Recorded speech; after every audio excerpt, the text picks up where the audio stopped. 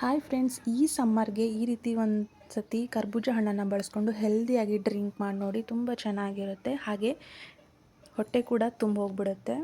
ಬನ್ನಿ ಹೇಗೆ ಮಾಡೋದು ಅಂತ ತೋರಿಸ್ಕೊಡ್ತೀನಿ. ಮೊದಲಿಗೆ ಒಂದು ಚಿಕ್ಕ ಬೌಲ್ ತೊಗೊಂಡಿದ್ದೀನಿ. ಅದರಲ್ಲಿ ಸಬ್ಜಾ ಸೀಡ್ಸ್ ಅಂತ ಹೇಳ್ತಾರಲ್ಲ, ಆ ಸಬ್ಜಾ ಸೀಡ್ಸ್ನ ಹಾಕ್ಕೊಂಡ್ಬಿಟ್ಟು ಅದಕ್ಕೆ ಸ್ವಲ್ಪ ವಾಟರ್ನ ಹಾಕಿಬಿಟ್ಟು ಸೈಡಿಗೆ ಎತ್ತಿಟ್ಕೊಂಬಿಡಿ. ಇದು ಚೆನ್ನಾಗಿ ನೆನಿಬೇಕು, ಒಂದು 5 ರಿಂದ 6 ನಿಮಿಷ ಸಾಕು.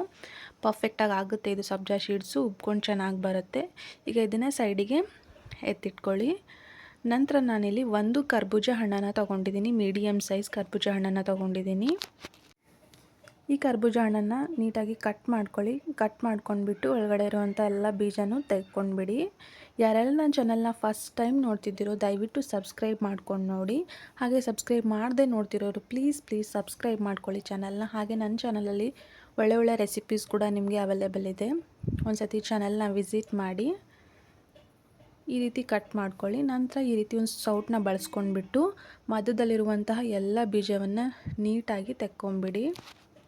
ಹಾಗೆ ಕರ್ಬೂಜ ಹಣ್ಣನ್ನು ಬಳಸ್ಕೊಂಡು ಸಿಂಪಲಾಗಿ ಜ್ಯೂಸ್ ಯಾವ ರೀತಿ ಮಾಡೋದು ಅಂತ ನಾನು ಆಲ್ರೆಡಿ ನನ್ನ ಚಾನಲಲ್ಲಿ ಅಪ್ಲೋಡ್ ಮಾಡಿದ್ದೀನಿ. ಬೇಕಿದ್ದರೆ ಐ ಕಾರ್ಡಲ್ಲಿ ಹಾಕಿರ್ತೀನಿ, ಒಂದು ಸತಿ ಚೆಕ್ ಮಾಡಿ. ಈಗ ಎಲ್ಲ ಬೀಜನೂ ತೆಗೆದುಬಿಟ್ಟು ಈ ರೀತಿ ಪಲ್ಪ್ನ ಇದೇ ಸ್ಪೂನಿಂದ ನೀಟಾಗಿ ತೊಗೋತಾ ಇದ್ದೀನಿ. ಈ ಸಿಪ್ಪೆಗಳನ್ನು ಬಿಸಾಕಬೇಡಿ, ಹಾಗೆ ಎತ್ತಿಟ್ಕೊಳ್ಳಿ. ಲಾಸ್ಟ್ಗೆ ಹೇಳ್ತೀನಿ ಏನು ಮಾಡೋದು ಅಂತ. ಈ ಪಲ್ಪಲ್ಲಿ ಸ್ವಲ್ಪ ನಾನು ಎತ್ತಿಟ್ಕೋತಾ ಇದ್ದೀನಿ. ಲಾಸ್ಟ್ಗೆ ಗಾರ್ನಿಷಿಂಗ್ ಮಾಡೋಕ್ಕೆ ಬೇಕಾಗುತ್ತೆ. ಸೊ ಅದಕ್ಕೆ ಸ್ವಲ್ಪ ಪಲ್ಪ್ನ ಎತ್ತಿಟ್ಕೋತಾ ಇದ್ದೀನಿ. ನಂತರ ಈ ಮುಕ್ಕಿರುವಂಥ ಎಲ್ಲ ಪಲ್ಪ್ನು ಕೂಡ ಮಿಕ್ಸಿ ಜಾರ್ಗೆ ಹಾಕ್ಕೊಳ್ಳಿ. ಯಾವುದೇ ರೀತಿ ನೀರನ್ನು ಸೇರ್ಸೋಕ್ಕೆ ಹೋಗಬೇಡಿ. ಹಾಗೆ ಇದನ್ನು ಫೈನಾಗಿ ಪೇಸ್ಟ್ ಮಾಡ್ಕೋಬೇಕು. ತರ್ತರಿಯಾಗಿ ಮಾಡೋಕ್ಕೆ ಹೋಗಬೇಡಿ. ಫೈನಾಗಿ ಪೇಸ್ಟ್ ಆಗಬೇಕು. ನೀರನ್ನು ಸೇರ್ಸೋಕ್ಕೆ ಹೋಗಬೇಡಿ. ಹಾಗೆ ಚೆನ್ನಾಗಿ ಪೇಸ್ಟ್ ಮಾಡ್ಕೊಳ್ಳಿ. ಈ ರೀತಿ ಪೇಸ್ಟ್ನ ಮಾಡ್ಕೊಂಡಿದ್ದೀನಿ ನೋಡಿ. ಈ ಪೇಸ್ಟ್ನ ಕೂಡ ಸೈಡಿಗೆ ಎತ್ತಿಟ್ಕೊಳ್ಳಿ. ನಂತರ ಒಂದು ಪಾತ್ರೆನ ತೊಗೊಂಡ್ಬಿಟ್ಟು ನಾನಿಲ್ಲಿ ಅರ್ಧ ಲೀಟ್ರಷ್ಟು ಹಾಲನ್ನು ತೊಗೋತಾ ಇದ್ದೀನಿ. ಅರ್ಧ ಲೀಟ್ರ್ ಹಾಲಿಂದ ನಿಮಗೆ ಒಂದು 4 ಗ್ಲಾಸಷ್ಟು ಈ ರೀತಿ ಜ್ಯೂಸ್ ರೆಡಿ ಆಗುತ್ತೆ. ಸೊ ಅದರ ಪ್ರಕಾರ ನೀವು ಅಳತೆನ ಹೆಚ್ಚು ಕಡಿಮೆ ಕೂಡ ಮಾಡ್ಕೋಬೋದು. ಈಗ ಈ ಹಾಲನ್ನು ಇನ್ನೂ ಕಾಯಿಸಿಲ್ಲ, ನಾನು ಕಾಯೋಕ್ಕಿಟ್ಟಿಲ್ಲ. ಕಾಯೋಕ್ಕಿಂತ ಮುಂಚೆನೇ ನಾನು ಕಸ್ಟರ್ಡ್ ಪೌಡರಲ್ಲಿ ಒಂದು 2 ರಿಂದ 3 ಸೌಟಷ್ಟು ಹಾಲನ್ನು ತೊಗೋತಾ ಇದ್ದೀನಿ. ಹಾಲು ಬಿಸಿ ಇರುವಾಗ ಹಾಕೋಕ್ಕೆ ಹೋಗಬೇಡಿ, ಕಸ್ಟರ್ಡ್ ಪೌಡರೆಲ್ಲ ಗಂಟು ಥರ ಆಗುತ್ತೆ. ಇನ್ನೂ ನಾನು ಹಾಲು ಕಾಯಿಸೋಕ್ಕಿಟ್ಟಿಲ್ಲ. ಅದಕ್ಕಿಂತ ಮುಂಚೆನೇ ಈ ರೀತಿ ಹಾಲನ್ನು ತೆಗೆದುಕೊಂಡಿದ್ದೀನಿ ಸ್ವಲ್ಪ. ನಂತರ ಈಗ ಗ್ಯಾಸನ್ನು ಆನ್ ಮಾಡ್ತಾ ಇದ್ದೀನಿ. ಗ್ಯಾಸನ್ನು ಆನ್ ಮಾಡಿಬಿಟ್ಟು ಈ ರೀತಿ ಸೌಟಿಂದ ಅಲ್ಲಾಡಿಸ್ತಾ ಚೆನ್ನಾಗಿ ಹಾಲನ್ನು ಬಿಸಿ ಮಾಡ್ಕೊಳ್ಳಿ. ಸ್ವಲ್ಪ ಆಗಾಗ ಈ ರೀತಿ ಕೈ ಆಡಿಸ್ತಾ ಇರಿ, ಇಲ್ಲಾಂದರೆ ತಳ ಹಿಡ್ಕೊಂಡು ಬಿಡುತ್ತೆ, ಆವಾಗ ಫ್ಲೇವರ್ ಚೇಂಜ್ ಆಗುತ್ತೆ. ನಂತರ ಒಂಚೂರು ಸಕ್ಕರೆನ ಹಾಕೋತಾ ಇದ್ದೀನಿ. ಸಕ್ಕರೆ ನಿಮಗೆ ಜಾಸ್ತಿ ಸ್ವೀಟ್ ಬೇಕು ಅನಿಸಿದ್ರೆ ಜಾಸ್ತಿ ಹಾಕ್ಕೊಳ್ಳಿ, ಇಲ್ಲ ಕಡಿಮೆನೇ ಬೇಕು ಅಂತಂದರೆ ಕಡಿಮೆನ ಸೇರಿಸ್ಕೊಂಡ್ಬಿಟ್ಟು ಇದನ್ನು ಮಿಕ್ಸ್ ಮಾಡ್ಕೊಳ್ಳಿ. ಸಕ್ಕರೆ ಪೂರ್ತಿ ಕರಗಬೇಕು, ಅಲ್ಲಿ ತನಕ ಇದನ್ನು ಮಿಕ್ಸ್ ಮಾಡ್ಕೊಳ್ಳಿ. ಈಗ ಸಕ್ಕರೆ ಕರಗಿ ಒಂಚೂರು ಕುದಿ ಬರೋಕ್ಕೆ ಸ್ಟಾರ್ಟ್ ಆಯಿತು. ಆವಾಗ ನಾವು ಕಲಸಿಟ್ಕೊಂಡಿದ್ವಲ್ಲ ಕಸ್ಟರ್ಡ್ ಪೌಡರು ಮತ್ತು ಹಾಲು, ಅದನ್ನು ಈ ಮಿಶ್ರಣಕ್ಕೆ ಸೇರಿಸ್ತಾ ಇದ್ದೀನಿ. ಈ ರೀತಿ ಹಾಕ್ಕೊಂಡು ನಂತರ ಬಟ್ಲಲ್ಲಿ ಸ್ವಲ್ಪ ಉಳಿದಿತ್ತು, ಮತ್ತು ಈ ಹಾಲನ್ನು ಸೇರಿಸ್ಬಿಟ್ಟು ಚೆನ್ನಾಗಿ ಒಂದು ಸ್ವಲ್ಪ ಅಲ್ಲಾಡಿಸಿ ಮತ್ತೆ ಇದಕ್ಕೆ ಹಾಕ್ಕೊಳ್ಳಿ. ಹಾಕಿಬಿಟ್ಟು ಈಗ ಇದನ್ನು ಮಿಕ್ಸ್ ಮಾಡ್ಕೊಳ್ಳಿ. ಕಂಟಿನ್ಯೂ ಆಗಿ ಮಿಕ್ಸ್ ಮಾಡ್ತಾನೇ ಇರಿ. ಮಿಕ್ಸ್ ಮಾಡೋದು ಸ್ಟಾಪ್ ಮಾಡಿದ್ರೆ ಏನಾಗುತ್ತೆ, ಕಸ್ಟರ್ಡ್ ಪೌಡರ್ ಹಾಕಿರ್ತೀವಲ್ಲ ಅದು ತಳ ಹಿಡ್ಕೊಂಡು ಬಿಡುತ್ತೆ. ಸೊ ಅದಕ್ಕೆ ಈ ರೀತಿ ಮಿಕ್ಸ್ ಮಾಡ್ತಾನೇ ಇರಿ. ಇದು 1-2 ಕುದಿ ಬರಬೇಕು, ಕರೆಕ್ಟ್ ಆಗುತ್ತೆ. ಒಂದು 5 ರಿಂದ 10 ನಿಮಿಷದಷ್ಟು ಕುದಿಸ್ಕೊಳ್ಳಿ.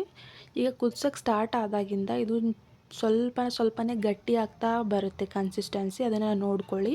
ತುಂಬ ಗಟ್ಟಿ ಮಾಡೋಕ್ಕೆ ಹೋಗಬೇಡಿ. ಈಗ ಇದು ಪರ್ಫೆಕ್ಟ್ ಆಗಿದೆ. ನಾನು ಇದನ್ನು ಗ್ಯಾಸ್ ಆಫ್ ಮಾಡಿಬಿಟ್ಟು ಕೆಳಗಡೆ ತೊಗೊಂಡಿದ್ದೀನಿ. ಈಗ ಇದನ್ನು ಇನ್ನೊಂದು ಪಾತ್ರೆಗೆ ಹಾಕ್ಕೊಂಡು ಆರಕ್ಕೆ ಬಿಟ್ಬಿಡಬೇಕು. ಕಂಪ್ಲೀಟಾಗಿ ಕೋಲ್ಡ್ ಆಗಬೇಕು ಇದು, ಅಲ್ಲಿ ತನಕ ಹಾಗೆ ಬಿಟ್ಬಿಡಿ.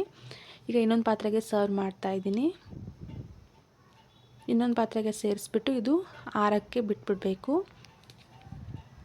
ಬಿಸಿ ಇರೋವಾಗಲೇ ಏನೂ ಹಾಕೋಕ್ಕೆ ಹೋಗಬೇಡಿ, ಟೇಸ್ಟ್ ತುಂಬ ಡಿಫ್ರೆಂಟ್ ಆಗಿಬಿಡುತ್ತೆ.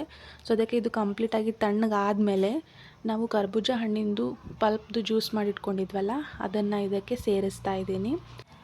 ಈಗ ಇದನ್ನು ಮಿಕ್ಸ್ ಮಾಡ್ಕೊಳ್ಳಿ. ಕರ್ಬೂಜ ಹಣ್ಣಿಂದು ಪ್ಯೂರಿ ಎಲ್ಲ ಹಾಲು ಜೊತೆ ಮಿಕ್ಸ್ ಆಗಬೇಕು. ಸೊ ಆ ರೀತಿ ಇದನ್ನು ಮಿಕ್ಸ್ ಮಾಡ್ಕೊಳ್ಳಿ. ಒಂದು ಸತಿ ಟ್ರೈ ಮಾಡಿ ನೋಡಿ, ತುಂಬ ಡಿಫ್ರೆಂಟ್ ಆಗಿದೆ ರೆಸಿಪಿ, ತುಂಬ ಚೆನ್ನಾಗಿ ಬರುತ್ತೆ ಟೇಸ್ಟ್ ಕೂಡ. ಟ್ರೈ ಮಾಡಿ ನೋಡಿ, ನನಗೆ ಕಮೆಂಟಲ್ಲಿ ತಿಳಿಸಿ ನೀವು ಯಾವ ರೀತಿ ಮಾಡ್ತೀರಾ ಅಂತ. ಈಗ ಇದನ್ನು ಹಾಕಿ ಈ ರೀತಿ ಮಿಕ್ಸ್ ಮಾಡ್ಕೊಳ್ಳಿ. ನಂತರ ನಾವು ಫಸ್ಟಿಗೆ ಸಬ್ಜಾ ಸೀಡ್ಸ್ನ ನೀರಲ್ಲಿ ಹಾಕಿ ನೆನೆಯಕ್ಕೆ ಇಟ್ಕೊಂಡಿದ್ವಲ್ಲ ನೋಡಿ, ಈ ರೀತಿ ಚೆನ್ನಾಗಿ ಉಬ್ಕೊಂಡು ಬಂದುಬಿಡುತ್ತೆ. ಒಂದು 5 ರಿಂದ 6 ನಿಮಿಷ ಸಾಕು. ಆ ಸಬ್ಜಾ ಸೀಡ್ಸ್ನ ಇದರಲ್ಲಿ ಹಾಕ್ತಾಯಿದ್ದೀನಿ. ಹಾಕಿ ಮಿಕ್ಸ್ ಮಾಡ್ಕೊಳ್ಳಿ. ಸಬ್ಜಾ ಸೀಡ್ ಹಾಕಿದ ತಕ್ಷಣ ಇದು ಲುಕ್ ಚೆನ್ನಾಗಿ ಕಾಣಿಸುತ್ತೆ ಮತ್ತು ಹೆಲ್ತಿಗೂ ಕೂಡ ತುಂಬ ಒಳ್ಳೆಯದು. ಈ ಸಬ್ಜಾ ಸೀಡ್ಸು ದೇಹಕ್ಕೆ ತುಂಬ ತಂಪು. ಸೊ ಅದಕ್ಕೆ ಸಮ್ಮರಲ್ಲಿ ಇದನ್ನು ಸ್ವಲ್ಪ ಜಾಸ್ತಿನೇ ಜ್ಯೂಸ್ಗಳಿಗೆಲ್ಲ ಹಾಕ್ಕೊಂಡು ಕುಡೀರಿ. ಸ್ವಲ್ಪ ದೇಹ ತಂಪಾಗುತ್ತೆ. ಈಗ ಇದನ್ನು ನಾವು ಈ ರೀತಿ ಮಿಕ್ಸ್ನ ಮಾಡಿಬಿಟ್ಟು ಇದನ್ನು ಸ್ವಲ್ಪ ಫ್ರಿಜ್ಜಲ್ಲಿ ಇಡಬೇಕು. ಒಂದು ಹಾಫ್ ಆನ್ ಅವರ್ 1 ಅವರ್ ಸ್ವಲ್ಪ ಚಿಲ್ಡ್ ಆಗೋವರೆಗೂ ಇದನ್ನು ಫ್ರಿಜ್ಜಲ್ಲಿ ಇಡಿ. ಮೇಲ್ಗಡೆ ಲಿಡ್ ಕ್ಲೋಸ್ ಮಾಡಿಬಿಟ್ಟು ಫ್ರಿಜ್ಜಲ್ಲಿ ಇಟ್ಬಿಡಿ. ಒಂದು ಅರ್ಧ ಗಂಟೆ ಆದ ನಂತರ ಮತ್ತೆ ಇದನ್ನು ಫ್ರಿಜ್ಜಿಂದ ಹೊರಗಡೆ ತೆಗೆದಿದ್ದೀನಿ.